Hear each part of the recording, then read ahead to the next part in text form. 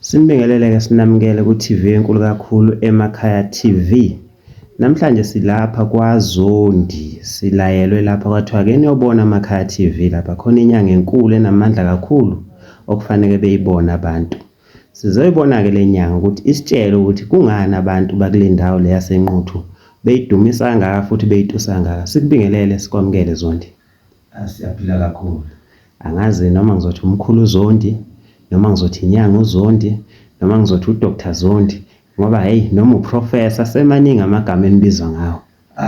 Cha mina lapho ko-doctor nako-professor angitholakali ngoba mina ngumuntu owumkhulu ngangenwa ikhehla ngangena amathonga angomkhulu impela kakhulu. Manje umuntu uma ekubiza uthi uya kwamkhulu Zondi. Mkhulu Zondi siphila ezweni elibi. Kucela inhlupheko, kucela usizi. Singabantu nje siphila la emakhaya kithi siyafana nasesibhedlela kuthiwa sihlukene ngamawodi, imizi nemizi inenkinga engafani. Impela kunjalo ngoba ubona abantu behlupheka nje bebangaka, abanye bahluphekiswa ukuthi oyise babo noma omkhulu babo noma o-anti abathile babo babethwele. So mase behambile abantu emhlabeni laba ababethwele benza lezo zinto ababezenza, abantu abasele kulawo makhaya behambe bebe ney'nkinga ukuthi manje ekhaya akusalaleki, ekhaya ngisho imali bethi bayithola imali ayisahlali ngesimo sezinto ey'thile ezayisetshenziswa oyise engabo omkhulu babo engabo abathile bakhona ekhaya. Gcine sekula ngisho nasey'nganeni uqobo. Wathinta indaba enkulu yokuthwala. Singakajuli ngayo ngoba sisazojula. Luthini uvo lwakho ngokuthwala? Ukuthwala kahle kahle umuntu engibuka umuntu othwalayo usuke liyevala, usuke esaba impilo. Ave kuhlungu into yokuthwala ngoba into yokuthwala iyakulimaza ekugcineni. Kusuke sekufana nokuthi usudayise ngomsamo wakho uqobo ngoba ngalesi sikhathi usuthwele awusasebenzisi idlozi, ususebenzisa iy'lwane.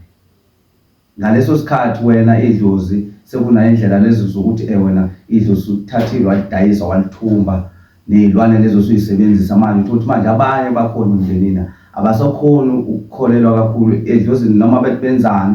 Ngalesi sikhathi benza something bagcina okuthile, wena lesi sikhathi into zakho iphakama ziyaphambili. Ngabe mangifika la kwamkhulu Zondi ngithi mkhulu sengixakekile, nginamabhizinisi ayawa. Mkhulu ngicela ungiphe into engangipha amandla. Ungangithwalisa? Cha ngeke ngikwazi ukuthwalisa. Into engingakwenzela yona into yokuthi nje njengento zokugeza, njengento zokuthi nje kube khona lokho ukuthi uzokwazi ukuthi ukuqhelisele mangabe kuney'lwane ey'thile eziwisa umcebo wakho, ngoba phela kuney'lwane ey'thile esiye sithi thina masihamba sifuna amabhizinisi sifuna ukukhuphuka sephezulu sigcine manje sesithatha nokungeyikho okuzogcina kusilimazela umnotho wethu okuyisiphiwo esikunikiwe thina. Indaba-ke iqala la ukwathinta ukuthi umuntu othwele ulimaza umsamu nabantu abaphila bakubo bazalwa nabo.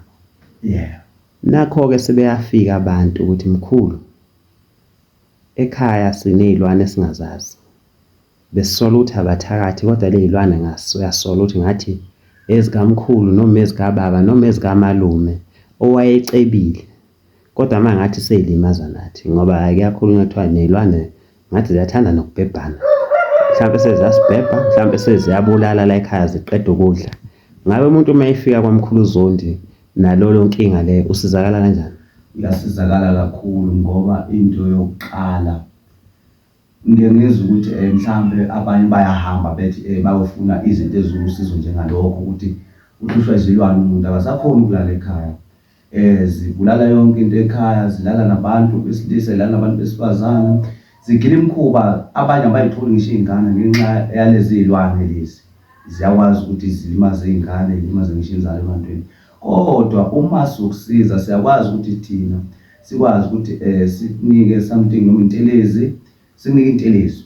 Uma sikunika intelezi ney'nyamazane zikwazi ukuthi y'khiphe lezo y'lwane lezo. Mina ngingakholelwa ukuthi umuntu mayethi ukhipha iy'lwane mayephethe umuthi onjani ochanyelwa izilwane, ngoba lowo muthi lowo uma uyokhipha isilwane ufuna usikhiphe sihambe ngoba wena kahle hle uyokhipha iy'lwane vele. Hhayi, kuzwakala kahle. Kusho ukuthi manje wena uma ufika umuntu umnika umuthi ahambe nawe yedwa noma nawe uyayo uyikhipha wena maqoqo? Ngiyayikhipha mina uqobo impela, noma futhi ngimnike futhi umuthi kuba kuye umuntu ukuthi wenza kanjani. Ngoba phela iy'lwane ziyakhona ukuthi ikhiphe-ke iy'lwane bakwethu. Iy'lwane nje akusiyona into engathi inzima kakhulu. Abantu nje ukuthi basaqondana nabantu abangakwazi ukusebenza, abasebenza ngamandla emilingo. Maye mkhulu, ngoba angiboni isigubhu esiconsa igazi la ekhaya, angiboni ngisho isolo elilodwa, angiboni ngisho ukhamba laba esesabona kwezinye iy'nyanga ekuthiwa amandla azowathatha kuwo. Ngabe iy'lwane lezi uy'khipha ngokwempela ngokwempande yasemandulo noma nawe unezakho iy'lwane ey'fike y'khiphe ezinye iy'lwane? Cha impela inkulumo ngizoyibeka nje ibe ichazeleke nje icace. Mina iy'lwane ngikhipha ngokwazi emandulo. Ngisasebenza ngaleya ndlela yomkhulu ngoba ngangena omkhulu. Umnyaka ngikuthathanga ngemlingo, angithwalelanga, ngisebenza ngempande. Ngisebenza ngempande mina, angisebenzi ngey'bhokwe ngoba laba abanye abantu sebasebenzisa iy'bhokwe. Ingakho-ke manje uthothi manje umunye uyamthatha uzobethela ekhaya uzobethela ngamabutho. Amabutho ayizibhokwe asexosha futhi la madlozi la ekhaya. Ngoba abantu bala ekhaya sebefuna abantu abangabaza, sebefakiwe phela la ekhaya, sebegadile la ekhaya. Uyikhiphile iy'lwane kodwa uy'khiphe ngey'bhokwe. Manje nabantu bala ekhaya futhi benze njani? Bagcina sebebaleka futhi ugcine futhi kungalungile lutho nje. Lezi y'bhokwe sey'fakwa ngeke kwenzekeni ngelinye ilanga iphinde ihluphe la ebaleni? Ziyahlupha, ziyabahlupha impela kakhulu abantu. Ubabona nje bexakekile nje, uzwe kuthiwa inyanga idumile wara kunjani. Izosebenza okwesikhashana ngoba lento yemlingo yiy'bhokwe lezi. Ziyajika futhi lezi y'bhokwe zigcine zenjani, cindezela nina la ekhaya, imosha yonke into ekhona. Imvamisa yabantu abathwele banemali, ukuthwala kwabo kuhlukeneke. Khona udaba engifuna silithinte la esilixaka abantu besifazane bey'thole sebethatheka kulabantu abathwele ngoba mhlawumbe benemali, bethandane nabo bese bethola isikhathi ukuthi sebayalimala, mhlawumbe sebephuma izinto ngapha ey'thweni zangasese, mhlawumbe sebayalimala into zabo ay'salungi. Mayethi bahamba bayathola ukuthi hhayi wena wathandana nomuntu othwele, mhlawumbe walala ney'lwane zakhe. Impilo yakhe lo muntu wesifazane umile usethi mkhulu Zondi ngicela usizo. Uma sizojula ngaleyo nkulumo nje ngoba sisekulo lelo zima njengoba ulibeka, Mhlonishwa, njengoba uchaza ngaleyo nkulumo leyo, umuntu uyasizakala ngaleyo ndlela leyo ukuthi ngoba phela manje akasayiphileli yena, usephila nalezi iy'lwane. Yizona esezilawulayo egazini, yizona iy'lwane kufanele ubulawe lobuthi balezi iy'lwane zale mlingo yalo muntu lo walezi iy'lwane ayelele nazo. Yizo manje esey'phethe impilo yakhe, yabona. Kangangokuthi-ke usulala nomuntu othwele, uthwele lo muntu ulala naye, konke lokho obukuphiwe unakho kuyashabalala kubuyele kuloya muntu loya ey'lwaneni. Ngalesikhathi ulala nalo muntu, lesi sikhathi amandla akho ethatheka eya kuloya muntu. Iy'nhlahla obunazo ney'busiso zibuyela kuloya muntu, usale nje umuntu mina. Umuntu uma efika la ekhaya wenziwa njani? Uyagezwa, uyachelwa? Bakhona abantu abazomsiza, akhona amathwasa isimame azomthatha amuse emfuleni, afike lapho aphalaze, asebenzise ikhandlela, ngisebenzisa inkunku, into ey'ligazi angisebenzisi. Ngoba uma ngisebenzisa into ey'ligazi lizophela leli gazi leli, isilwane siyabuya, sesibuya kuwe, sesibuya ngamandla. Ngisebenzisa ikhandlela elibomvu nelimhlophe, elazofika aphalazele kulo emgodini, akhulume zonke izinto, ashiye konke okubi-ke lapha base bemthatha bembeka emanzini ahambayo lapha azogezeka khona. Sebeyabuya leli xhwa sezobe lihamba nalo umuntu wesimame selamgcaba, maqeda ukumgcaba selimfaka ingcweba, nginika nezinto zokufutha, impilo yakhe iqhubeka ibuyele empilweni yakhe abe right. Mawukuthi-ke zisizase zimlimazele ngaphansi, akwazi ukuthi athole nezimbiza azoyisebenzisa leso. Hayi ngiyakuzwa dokotela, ngiyakubona ususegeni, sengize ngithukile ngithi ngabe udokotela umkhulu useyangihlolela ngendlela asekhuluma ngayo. Cha mkhulu, azivalelise okwanamhlanje, suthinta udaba olukhulu kakhulu lokuthwala.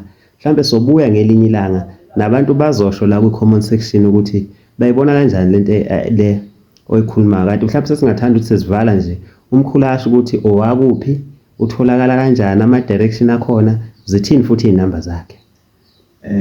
Ukutholakala kwami ngitholakala endaweni yaseNgwebini. MawuseNquthu nje endaweni yaseNgwebini, isikole sami ngakhona eduze kwesikole ephakathwayo, ngitholakala KwaZulu nje lapho ngitholakala khona. Iy'namba zami, iy'nombolo zami nje engiyisebenzisayo, mangangitholi zona uzokwazi ukuthi mhlawumbe ungithole ngisebenzisa lezi engizotholakala kuzo futhi ey'kababa zithi 0711 360 416. Ezesibili engitholakala kuzo, balaleli, ngoba ngisho ngithi ngangena abantu abadala ngibuye ngikhohlwe impela nje, ngenxa yokuthi-ke phela mawungena abantu abadala umqondo uvele ube mdala uthatheke. Nami nje ngomqondo uthathiwe kahle kahle ngoba ngithi ngumkhulu, sengimkhulu ngempela. Ngeke kwenzekeni ukuthi umkhulu engiphambanisele imithi la esekhohliwe ethi uyangithakela, enginika umuthi wenhlahla kanti usengishaya ngesichitho ukhohliwe? Angeke ukuze kwenzeka ngoba phela lokho esikhuluma ngakho sikhuluma ngokwesilungu, iy'nombolo lapha. Ongakhohlwa kwesintu kwabantu abadala. Ngoba ngisuke ngisebenza lapho, ngisuke sengiphethwe, ngisebenza ngezinto, iy'mpilo zabantu lezi esisuke sisebenza ngazo lapho. Ithi 064 764 6348. Hayi, izwakele kahle kakhulu. Hayi, asibonga, sophinde sibuye ngokuzayo. Siyabonga kakhulu, siyabonga kakhulu, Mhlonishwa, siyabonga kakhulu.